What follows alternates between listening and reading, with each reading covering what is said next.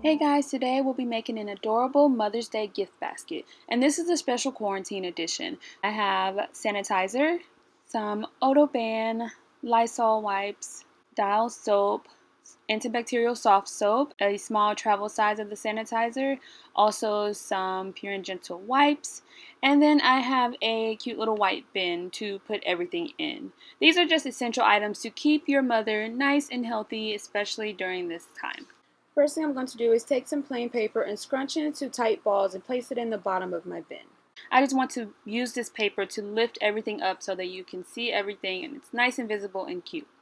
If you don't care, you can skip this step. Once I have all of the paper in place, I'm going to cover it with a few sheets of tissue paper just to make it look cute, and I chose yellow, but again, go with whatever color scheme you choose. And once the tissue paper is in place, I like to have it overlapping on the side somewhat. Now it's time to add in all of my goodies. These are the perfect items to keep your mother safe and healthy and keep everything around her nice and clean. So I'm just going to arrange all of the items perfectly in place so that they're all visible. And my color scheme is going to be yellow and green.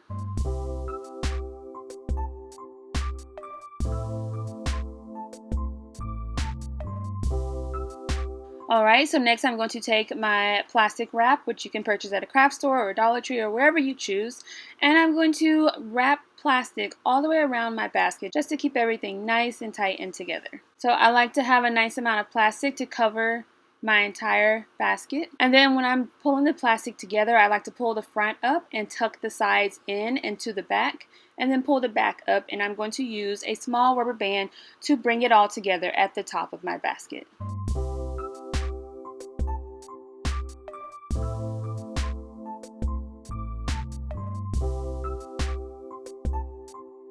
I do like to make sure I have excess plastic at the top because that's going to look so cute, especially when I add the bow. And that is going to be our final touch, a nice, large, loopy bow. So I have the 2-inch wide celebration ribbon. I have cut 4 pieces and they are 28 inches long. These will serve as my loops. And then I have 2 tails. One tail is 28 inches long, the other is 35 inches long. If you want a larger or smaller bow, just adjust your lengths as needed. I'm going to take my bow wire, fold it in half, and place it down in the center of my Bodabra, and I'm using the larger Bodabra bow maker because I'm making a very large bow. Take my 35-inch long piece for my tail, fold it in half to find the center, and I'm going to scrunch right at the crease. So fold in half, bring the front and the back up, and place it down.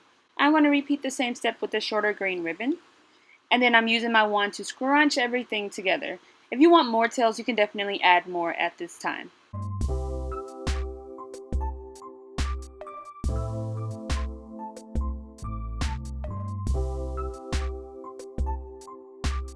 Alright, so next I'm going to start adding my loops. So I'm going to take my ribbon, I fold in half to find the center, and I'm going to start at the end, scrunch, fold in half, bring the front and the back up, and place it down. Then I'm going to make a loop with the ribbon and scrunch the other end right in place. And then find my center crease and scrunch one more time. And then place it down in the center of my Bodabra. Use my wand again to scrunch everything together. The more you add, the more you have to scrunch. And I'm going to repeat this step with the other 3 pieces. I chose to go with 4 loops just because I think that's a decent size. If you want more, then definitely go for it. It's completely up to you. But I'm going to get these 4 loops in place and show you the next steps.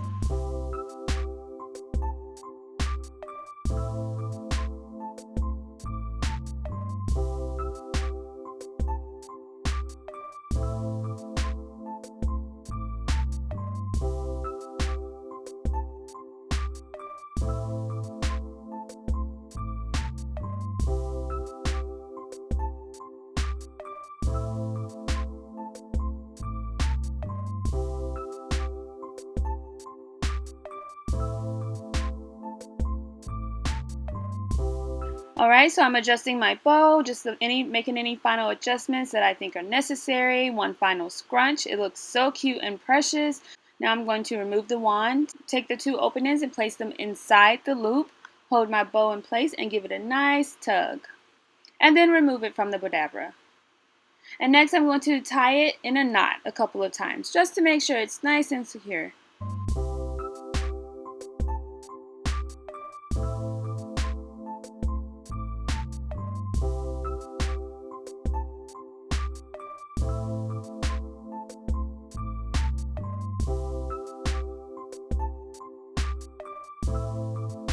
And now it's time to add our bow to our gift. And I like to keep my bow wire in place because it helps me to easily tie the bow to my basket.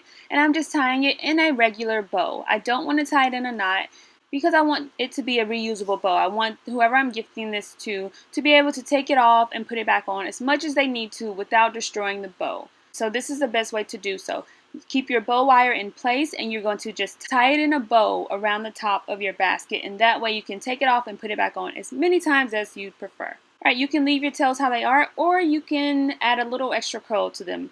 I think that would be so cute with a little extra curl, so I'm going to take my scissors and firmly pull them along the back of my ribbon to give it a nice curl. The firmer you pull, the curlier it gets. So just keep that in mind. If you want it very, very curly, then pull it firmer. But I think this looks so cute and precious. You can just maneuver and adjust it. It's so adorable.